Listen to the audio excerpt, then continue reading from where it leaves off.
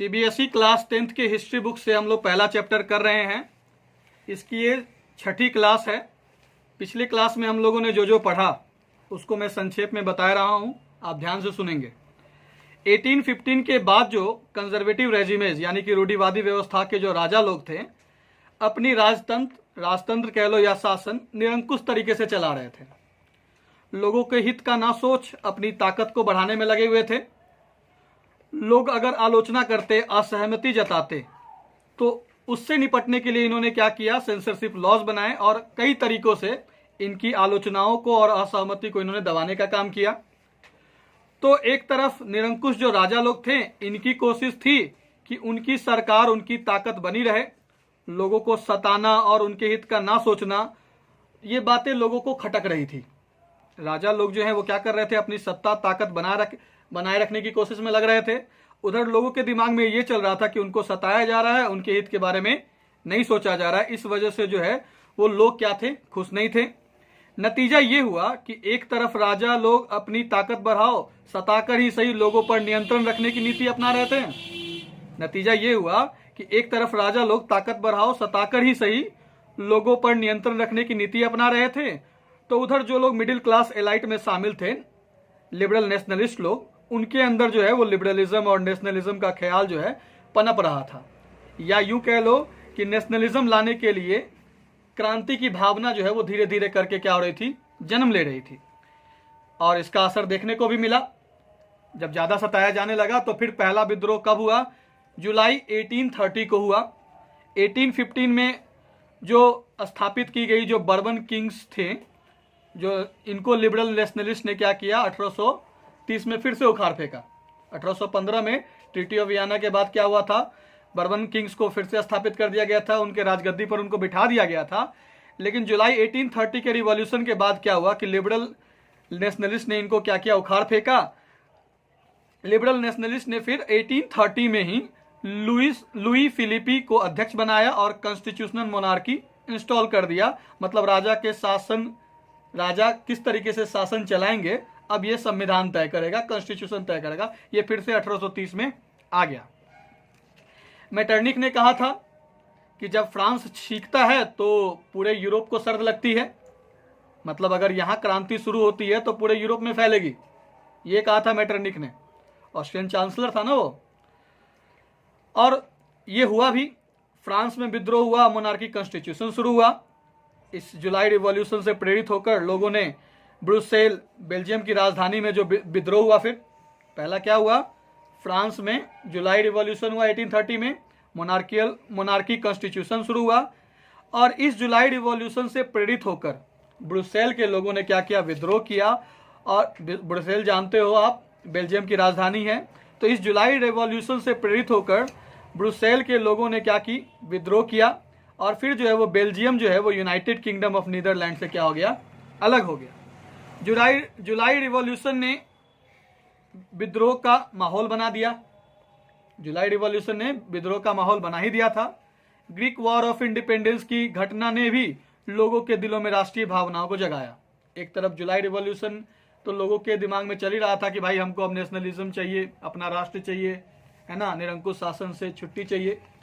तो जुलाई रिवॉल्यूशन का असर ये हुआ कि ब्रुसेल में क्या हुआ, विद्रोह हुआ। और बेल्जियम जो है वो क्या हुआ, यूनाइटेड किंगडम ऑफ नीदरलैंड से अलग हो गया। तो जुलाई रिवॉल्यूशन ने तो अपराइजिंग, विद्रोह का माहौल बना ही दिया था। उधर ग्रीक वॉर ऑफ इंडिपेंडेंस की घटना ने भी क्या किया, लोगों के दिलों में राष्ट्रीय भावनाओं को जगाया। ग्रीक वॉर ऑफ इंडिपेंडेंस 1821 में शुरू हुआ और 1832 में ट्रीटी ऑफ कॉन्स्टेंटिनोपल ने ग्रीस को क्या किया, इंडिपेंडेंट नेशन की मान्यता दे दी।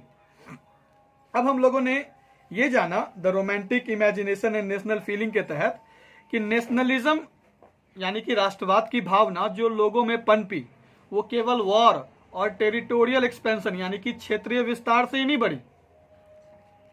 कल्चर ने भी राष्ट्र बनाने के विचार को लोगों के दिल में जगाने के लिए अहम भूमिका निभाई। कल्चर ने भी क्या किया, एक अहम रोल अदा किया। रोमांटिक आर्टिस्ट और पोएट्स लोगों को रोमांटिक आर्टिस्ट और पोएट्स जो हैं वे लोग क्या किए, लोगों को राष्ट्र का पास्ट बताकर, कल्चर बताकर, उनके दिल में कॉमन कल्चर और कॉमन पास्ट को आधार बनाकर नेशनलिज्म की भावना को जगाने लगे। पिक्चर के माध्यम से आपने देखा था कि किस तरीके से जो है वो 20,000 के आसपास लोगों को, उनके लोगों को ये बताया गया कि उनके लोगों को मार दिया गया। और इस तरीके का पिक्चर वो हम लोग ऑलरेडी पढ़ चुके हैं। तो उस तरीके से क्या होगा कि एक तरह का माहौल बनाने की, सेंटिमेंटल माहौल बनाने की कोशिश की गई ताकि लोगों में जो है वो राष्ट्रीयता की भावना जागृत हो सके। तो इस तरीके से आर्टिस्ट लोगों ने, पोइट लोगों ने क्या किया, अहम भूमिका निभाई राष्ट्रीयता की भावना जगाने में। हम लोगों ने पिछले दिनों 15 अगस्त की बात करी, 26 जनवरी की बात करी। जब इस दिन आप ये राष्ट्रीय गीत सुनते हो या देशभक्ति के कोई भी गीत सुनते हो तो आपके जहन में जो है वो देशभक्ति का जुनून सवार हो जाता है। इनफैक्ट ये सारी बातों को सुनकर, है ना, आप क्या करते हो, देश के लिए जान अर्पित करने को भी तैयार हो जाते हो। कहीं अगर आर्मी पर अटैक होता है तो हम लोग को बहुत बुरा लगता है। क्यों? क्योंकि हम लोग ये मानते हैं कि हम लोग जितने भी लोग हैं वो भारत माता के संतान हैं। और जब हम लोग एक ही माता के संतान मानते हैं तो सब लोग अपने आप को भाई मानने लगते हैं, भाई बहन मानने लगते हैं। और नतीजा क्या होता है, जब आप किसी को परिवार मानते हो और उसके लॉस पर क्या होता है, आप क्या करते हो उसमें, आप अगर देश के प्रति कोई निछावर हो रहा है तो ऐसे सिचुएशन में क्या होता है कि आपका भी मन करता है कि जिन्होंने भी हमारे सैनिकों को या जिस तरीके की भी नुकसान पहुंचाने की कोशिश करी, हम भी उसका बदला लें। राष्ट्रीयता की भावना जो है हमारे अंदर क्या होने लगती है, जागृत होने लगती है। तो आर्टिस्ट ने, पोइट्स ने यही काम किया। आर्टिस्ट लोगों ने चित्र बनाया और चित्र के माध्यम से दिखाया गया कि किस तरीके से निरंकुश सरकारें जो हैं, निरंकुश सरकार या दूसरे देश के राजा लोग आक्रमण कर रहे हैं, हमारे लोगों को मार रहे हैं, हमें भी एकजुट होने की जरूरत है। तो कल्चर ने, एक कॉमन पास्ट ने, इन कल्चर को, कॉमन पास्ट को बतलाकर आर्टिस्ट लोगों ने, पोएट लोगों ने भी लोगों के दिमाग को सेव करने का काम किया, लोगों के दिल में राष्ट्रीयता की भावना को जगाने का काम किया। आई बात समझ में? अब हम लोग आगे समझते हैं। Other romantics such as German philosopher Johann Gottfried Herder 1744-1803 claimed that true German culture was to be discovered among the common people, Das Volk. It was through folk songs, folk poetry, folk dances that the true spirit of the nation was popularized. So collecting and recording these forms of folk culture was essential to the project of nation building. तो दूसरे सारे जो Romantics थे, दूसरे सारे romantic artist कह लो, तो दूसरे सारे जो रोमांटिक्स थे, जैसे कि German philosopher Johann Gottfried Herder, इनका जन्म जो है वो 1744 में हुआ था, 1803 में इनकी क्या हुई थी, मृत्यु हुई थी। तो दूसरे रोमांटिक्स जो हैं, जैसे कि German philosopher Johann Gottfried Herder, इन्होंने दावा किया कि जो सच्ची जर्मन कल्चर है, सच्ची जर्मन कल्चर को लोगों के बीच में ही ढूंढा जा सकता है। सच्ची जर्मन कल्चर को लोगों के बीच में ही क्या करा जा सकता है, ढूंढा जा सकता है। और जो आम लोग हैं, वहां पर आम लोगों को क्या कहा जाता था, दास वोक कहा जाता था। ठीक है, VOL के वोक कहा जाता था। तो अदर रोमांटिक्स जैसे कि German philosopher Johann Gottfried Herder ने यह दावा किया कि जो ट्रू जर्मन कल्चर है उसको किन लोगों के बीच पाया जा सकता है, किन लोगों के बीच पता चलेगा कि ट्रू क्या है, कल्चर है, ट्रू जर्मन कल्चर है, वो यहाँ के कॉमन लोगों के बीच। उनके लोकगीत, लोक पोएट्री, लोक डांसेस के थ्रू जो है ट्रू स्पिरिट ऑफ नेशन जो है वो उसको पॉपुलराइज किया गया। मतलब ऐसे समझो आप कि जैसे कि हमारे यहाँ किसी बच्चे का मुंडन होता है ना, छठियारी होता है, मटकोर होता है, हल्दी होता है, मेहंदी होता है। तो आपने देखा होगा कि जो औरतें जो गाना गाती हैं, संगीत जिसको कहते हैं हम लोग, गाना दूसरा चीज हो गया, तो जो संगीतें गाती हैं वो लिखी हुई नहीं होती हैं, और उसी माध्यम से जो है वो उस गाने की लय कुछ इस तरीके से होती है, लिरिक्स कुछ ऐसी होती है जिससे आपको पता चलता है कि अच्छा इस माध्यम से जो है वो ये कहने की, ये बताने की कोशिश करी जा रही है। मतलब गाना जो होता है या फिर जो संगीत होती है वो अपने आप में कहानी होती है। तो German philosopher Johann Gottfried Herder जो हैं, उन्होंने दावा किया कि जो ट्रू जर्मन कल्चर है वो लोगों के बीच मौजूद है, और लोगों के बीच जो फोक सॉन्ग्स है, फोक पोएट्री है, फोक डांसेस है, इन्हीं के थ्रू जो है, इन्हीं का इस्तेमाल करके जो है वो क्या किया जा सकता है, स्पिरिट ऑफ द नेशन, राष्ट्र के प्रति भावना को जो है वो क्या किया जा सकता है, पॉपुलराइज किया जा सकता है, लोकप्रिय बनाया जा सकता है, राष्ट्रवाद की भावना को क्या किया जा सकता है, जगाया जा सकता है। So collecting and recording these forms of folk culture was essential to project of nation building.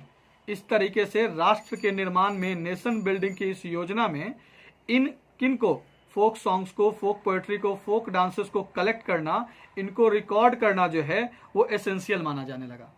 इनको कलेक्ट करो, लोगों के बीच पहुंचाओ, और इससे क्या होगा, उनमें राष्ट्रवाद की भावना जो है वो क्या होगी, धीरे धीरे जागृत होगी।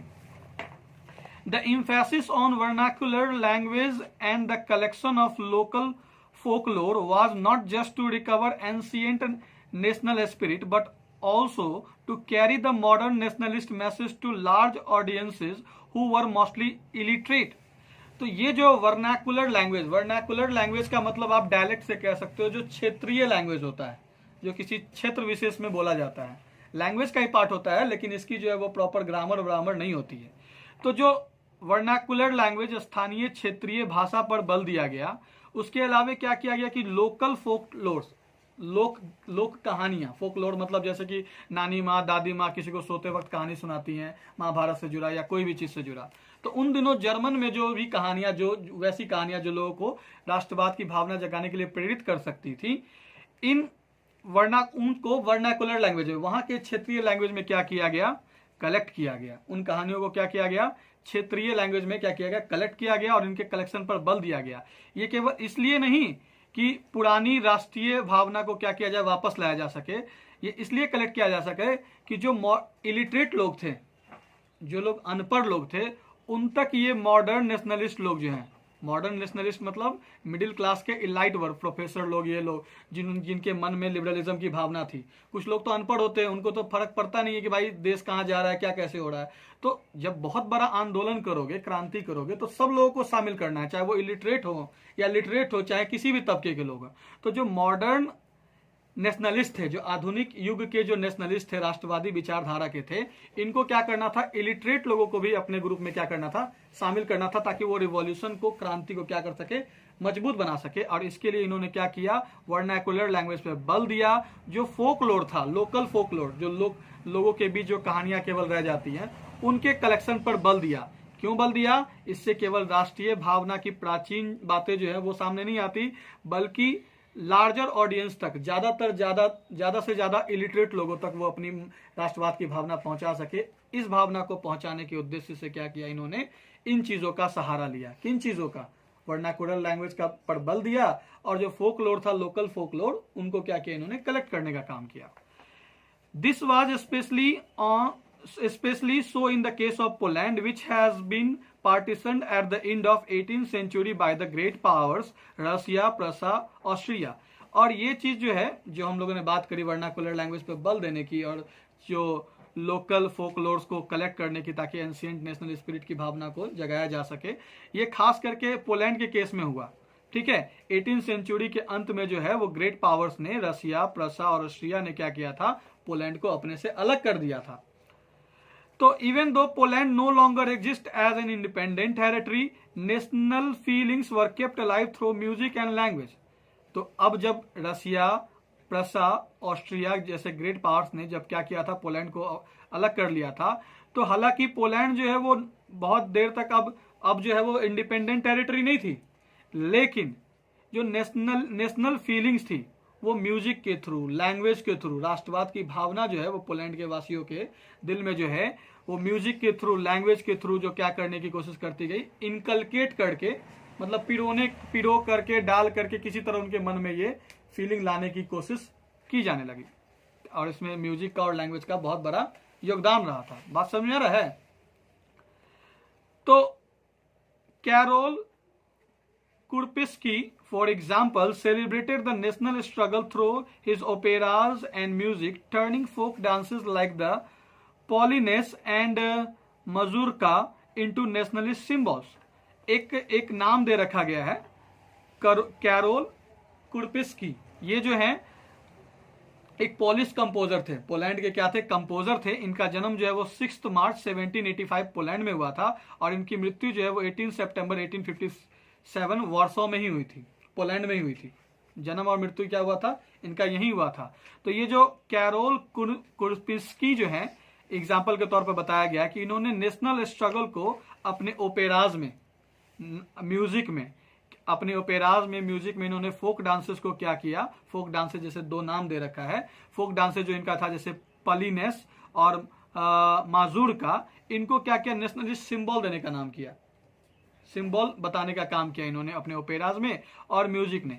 बात समझ में रहा है। तो इस तरीके के कंपोजर ने, आर्टिस्ट ने क्या किया, जो लोग फोक डांसेस था इसको क्या किया, जो फोक डांसेस जैसे कि पोलोनेस और मजूर का, इन सबको क्या किया, नेशनल सिंबल्स में बदलने का काम किया। बात समझ में रहा है। जैसे कि मान के चलो स्वच्छ भारत का जो प्लान है उसमें गांधी जी का चश्मा दिखाते हैं ना, जो तिरंगा है उसमें क्या करते हैं, एक चरखा दिखाते हैं ना, जबकि चरखा तो आम है। लेकिन इन सब चीजों को प्राचीन जमाने से लिया गया और ये बताया गया कि महात्मा गांधी चलाते थे। तो आपको लगता है कि नहीं, महात्मा गांधी हमारे राष्ट्रपिता थे, उन्होंने देश के लिए लड़ाई लड़ी, तो वो जो कहेंगे उनकी राह पर तो हम चलेंगे। तो इसी बहाने से जो वहां पर उन दिनों जो है जो फोक डांसेस हुआ करता था, जैसे कि पॉलिनेस और मजूर का, इनको जो वो नेशनलिस्ट सिंबल्स में बदलने का काम ओपेरास के थ्रू, म्यूजिक के थ्रू जो है किसने किया, कैरोल कुर्पिस्की ने किया। और इस तरीके से उन्होंने नेशनल स्ट्रगल को सेलिब्रेट भी किया। आई बात समझ में। अब आगे देखो, language too played an important role in developing nationalist sentiments after Russian occupation. The Polish language was forced out of schools and the Russian language was imposed everywhere. Language ने भी एक इंपॉर्टेंट रोल प्ले किया, भाषा ने भी क्या करी, एक इंपॉर्टेंट रोल प्ले किया नेशनलिस्ट सेंटिमेंट्स को, नेशनलिस्ट सेंटिमेंट्स को बढ़ाने के लिए। राष्ट्र के प्रति समर्पण की भावना रहे, इस भावना का विकास होता रहे, इस चीज में योगदान किसने दिया, लैंग्वेज ने भी दिया। तो लैंग्वेज ने भी क्या किया, एक इंपॉर्टेंट रोल प्ले किया नेशनलिस्ट सेंटिमेंट्स के डेवलपमेंट में। जब रशिया का ऑक्यूपेशन हो गया पोलैंड के कुछ हिस्सों पर, दरअसल पोलैंड का जो हिस्सा था जो पॉलिश लिथुआनियन कॉमनवेल्थ के नाम से जाना जाता था, बाद में इसको केवल कॉमनवेल्थ के नाम से जाना जाने लगा। इस एरिया को करीब करीब 1 मिलियन के आसपास, 1 बिलियन या 1 मिलियन के आसपास जो है इसका एरिया स्क्वायर किलोमीटर में था। इसका 3 बार पार्टिसिपेशन हुआ था। तो ये जो लास्ट जो end of the 18th century में जो ग्रेट पावर्स के द्वारा जो इसके एरिया को जो बांटा गया, तो उस वक्त जो है वो पोलैंड की जो कॉमनवेल्थ वाली जो टेरिटरी थी वो खत्म हो गई थी। तो उस समय आपने अभी जाना भी कि पोलैंड जो है वो नो लॉन्गर जो है एक इंडिपेंडेंट टेरिटरी थी, लेकिन फिर भी लोगों के दिल में, पोलैंड वासी जो लोग उस समय के पोलैंड वासी थे, उनके दिल में जो है वो राष्ट्र के प्रति भावना जो है वो कैसे जगाई जाने लगी, लैंग्वेज के माध्यम से, म्यूजिक के माध्यम से। और क्या योगदान था कैरोल कुर्पिंस्की का, ये तो आपने जाना ही कि इन्होंने ओपेरास के माध्यम से, म्यूजिक के माध्यम से जो है वो क्या किया, फोक डांस है जैसे पोलोनेस और मजूरका जैसे डांसेस को इन्होंने नेशनलिस्ट सिंबल में बदल दिया। और इस तरीके से उन्होंने राष्ट्र की लड़ाई में क्या करी, राष्ट्र बनाने की लड़ाई में जो है क्या करी, अपनी भूमिका निभाई, अपने तरीके से उसको सेलिब्रेट किया, गुणगान किया, लैंग्वेज की महत्वता का गुणगान किया। तो लैंग्वेज ने भी एक इंपॉर्टेंट रोल प्ले किया नेशनलिस्ट सेंटिमेंट्स के डेवलपमेंट में। जब रशिया का ऑक्यूपेशन हो गया पोलैंड के हिस्सों पर, तो पॉलिश लैंग्वेज जो है उसको स्कूल से निकाल फेंका गया कि भाई साहब अब स्कूल में पॉलिश लैंग्वेज में पढ़ाई नहीं होगी, और उसकी जगह क्या होगा, हर जगह रशियन लैंग्वेज होगा। उसकी जगह क्या होगा, रशियन लैंग्वेज होगा। बात समझ में रहा है कि भाई अब इस जगह पे तो मेरा कब्जा है, रशिया के लोगों ने कहा, तो हमें क्या करना है, अपनी लैंग्वेज में पढ़ाई करवानी है। जो यहाँ के पहले जो पॉलिश के लोग थे या पॉलिश के भाषा में, पॉलिश भाषा में जो पढ़ाई चल रही थी, ये अब नहीं चलेगा, इसको उखाड़ फेंको, हटाओ। अब यहाँ पर क्या चलेगा, रशियन चलेगा। इन 1831 N armed rebellion against Russian rule took place which was ultimately crossed. अब 1831 में क्या हुआ, एक शस्त्र विद्रोह हुआ। क्या हुआ, आर्म्ड रिवेलियन, एक शस्त्र विद्रोह हुआ रशियन रूल के खिलाफ। किन लोगों ने किया, पोलैंड के लोगों ने। बस समझ आ रहा है, एकजुट होकर इन्होंने किया। तो ये जो क्या हुआ, 1831 में आर्म्ड रिबेलियन हुआ रशियन रूल के खिलाफ, लेकिन इसको क्रश कर दिया गया, कुचल दिया गया। रशियन सरकार ने क्या करी, कुचल दी। ये आंदोलन का कोई बहुत बड़ा फायदा उन लोगों को नहीं हुआ। Following this, many members of the clergy in Poland began to use language as a weapon of national resistance. इसके बाद, इस युद्ध के बाद क्या हुआ कि बहुत सारे लोग जो थे क्लर्जी के, पोलैंड में जो क्लर्जी थे, पोलैंड में जो क्लर्जी के जो मेंबर्स थे, इन्होंने क्या किया, पॉलिश लैंग्वेज का इस्तेमाल करने लगे ये लोग नेशनल लैंग्वेज के तौर पर। मतलब ये लोग, जो लोग भी थे, जिन लोगों ने भी रिबेलियन, आर्म रिबेलियन में हिस्सा लिया था, भले कुचला गया इनका आंदोलन, लेकिन जो लोग भी क्लर्जी के मेंबर थे पोलैंड में, इन लोगों ने क्या किया कि लैंग्वेज को एक हथियार के तौर पर, राष्ट्रीय विरोध के तौर पर जो इस्तेमाल करना शुरू कर दिया। मान लो इंडिया में अंग्रेज हैं, वो कहते हैं कि भाई आप जहां बोलोगे इंग्लिश ही बोलोगे, लेकिन आप कहते हो नहीं हम तो हिंदी बोलेंगे। तो इस तरीके से आप क्या कर रहे हो, उनका विरोध कर रहे हो। बात समझ में आया? तो जब रसिया का जो है वो ऑक्यूपेशन हो गया पोलैंड पर, तो स्कूल से जो क्या किया गया, लैंग्वेज को निकाल दिया गया, स्कूल से लैंग्वेज को निकाल दिया गया, हर जगह रशियन लैंग्वेज डाला गया। एक विद्रोह भी हुआ, आर्म्ड रिवेलियन हुआ रशियन रूल के खिलाफ, जिसको क्रश कर दिया गया। इसके बाद जो पोलैंड में जो क्लर्जी के जो मेंबर लोग थे, बहुत सारे लोग थे, इन्होंने लैंग्वेज को हथियार बनाया और नेशनल रेसिस्टेंस, राष्ट्रवादी विरोध करना शुरू किया। Police was used for church gathering and all religious instruction. As a result, a large number of priests and bishops were put in jail or sent to Siberia by the Russian authorities as punishment for their refusal to preach in Russian. तो ये लोग क्या करने लगे, जो church gatherings में, church में जो लोग इकट्ठा होते थे, जो पोलैंड के लोग थे, ये लोग पॉलिसी भाषा बोलते थे। रशिया के सरकार ने बोला रशियन यूज करिए आप, लेकिन ये तो विद्रोह पे उतरे हुए थे। तो ये लोग क्या करते थे कि चर्च की गैदरिंग्स वगैरह में पॉलिसी यूज करते थे, पॉलिश लैंग्वेज क्या करते थे, यूज करते थे। जो भी रिलीजियस इंस्ट्रक्शंस देने हो, धार्मिक सलाह देना हो, ये सब पॉलिश में ही करते थे। नतीजा ये हुआ कि बहुत सारे प्रिस्ट्स को और बिशप्स को, बहुत सारे प्रिस्ट को, पादरी को, बिशप्स को जो है वो जेल में डाल दिया गया या साइबेरिया भेज दिया गया रशियन अथॉरिटीज के द्वारा। रशियन सरकार के लोगों के द्वारा इनको क्या कर दिया गया, या तो जेल में डाल दिया गया या तो साइबेरिया भेज दिया गया। क्यों भेज दिया गया? क्योंकि उन्होंने रशियन में प्रीच करने से क्या किया, उपदेश देने से क्या कर दिया, इनकार कर दिया। तो रशियन अथॉरिटी चाहती थी कि हर जगह क्या हो, रशियन लैंग्वेज यूज हो, लेकिन ये लोग क्या कर रहे थे, इनमें तो देशभक्ति था, तो इन्होंने लैंग्वेज को हथियार बनाया और हर जगह, ये जानते हुए भी कि उन्हें सताया जाएगा, टॉर्चर किया जाएगा, ये लोग पॉलिसी यूज करते थे। और नतीजा हुआ भी कि बहुत सारे प्रिस्ट को और बिशप्स को जो है वो रशियन अथॉरिटीज ने क्या किया, लैंग्वेज न यूज करने के जुर्म में कह लो या उनके विरोध के वजह से जो है वो क्या किया, इनको कहां भेज दिया, या तो जेल में भेज दिया या तो साइबेरिया भेज दिया। ठीक है। The use of Polish came to be seen as a symbol of the struggle against Russian dominance. और इस तरीके से रशियन डोमिनेंस के खिलाफ जो पॉलिश लैंग्वेज जो लोग यूज करते थे, उसको जो है वो क्या माना जाने लगा, स्ट्रगल का, संघर्ष के प्रतीक के रूप में देखा जाने लगा।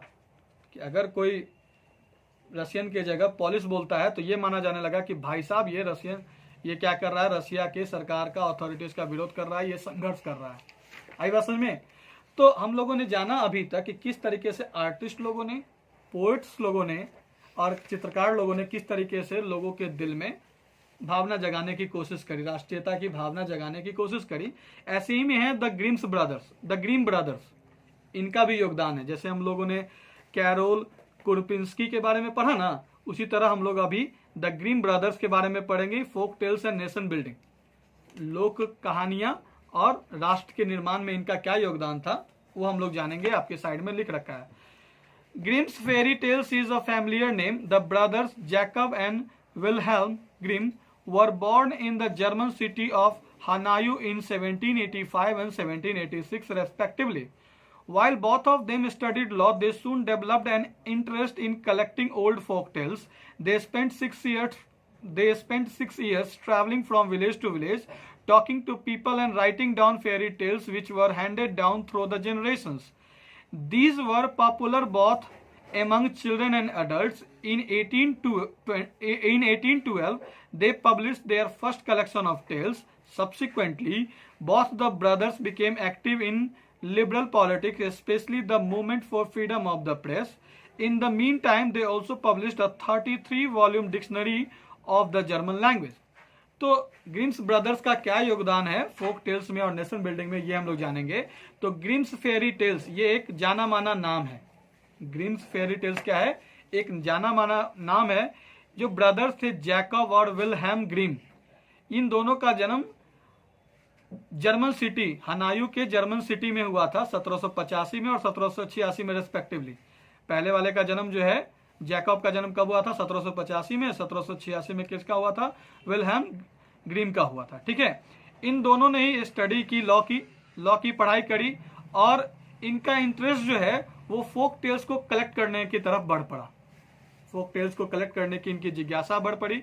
इन्होंने 6 साल गांव से गांव बवाया इन लोगों ने, गांव से गांव घूमे ये लोग, और लोग जो लोगों से मिले, उनसे बातें करी, और उनके द्वारा जो भी कहानियां सुनाई जाती थी, लोक कहानियां, उनको क्या किया इन्होंने, फेरी टेल्स को, इन सबको क्या किया, लिखने का काम किया, कलेक्ट करने का काम किया। और इनकी ये जो कहानियां हैं वो पीढ़ियों तक चली। इनकी कहानियां जो है वो पॉपुलर थी बच्चों के बीच में और एडल्ट्स के बीच में। 1812 में इन्होंने अपना फर्स्ट कलेक्शन ऑफ टेल्स जो है वो पब्लिश कराया। बाद में जो है ये दोनों भाई जो हैं वो लिबरल पॉलिटिक्स में क्या बन गए, एक्टिव मेंबर बन गए, खास करके फ्रीडम ऑफ द प्रेस में, प्रेस की आजादी में क्या बन गए ये लोग, इस उनके मूवमेंट में जो है वो ये लोग क्या बन गए, एक्टिव मेंबर बन गए। इसी बीच में जो है इन्होंने क्या किया था, 33 खंडों वाली डिक्शनरी जो है वो जर्मन लैंग्वेज में क्या करी थी, प्रकाशित करी थी। The Grimm brothers also saw French domination as a threat to German culture and believed that the folk tales they had collected were expressions of pure and authentic German spirit. तो ये जो ग्रीम ब्रदर्स थे उन्होंने ये देखा कि ये जो फ्रेंच का जो वर्चस्व है जर्मन कल्चर के ऊपर, इसको खतरा माना इन्होंने। इसको क्या माना, जर्मन संस्कृति के लिए खतरा माना। और इन्होंने ये माना कि इनकी जो फोक टेल्स है, जो इन्होंने कलेक्ट किया है 6 साल बिताकर गांव से गांव घूम घूम कर जो कलेक्ट किया है इन्होंने, यही जो है वो क्या है, एक प्योर और ऑथेंटिक जर्मन स्पिरिट का एक्सप्रेशन है। प्योर, पवित्र, ऑथेंटिक, सच्चा।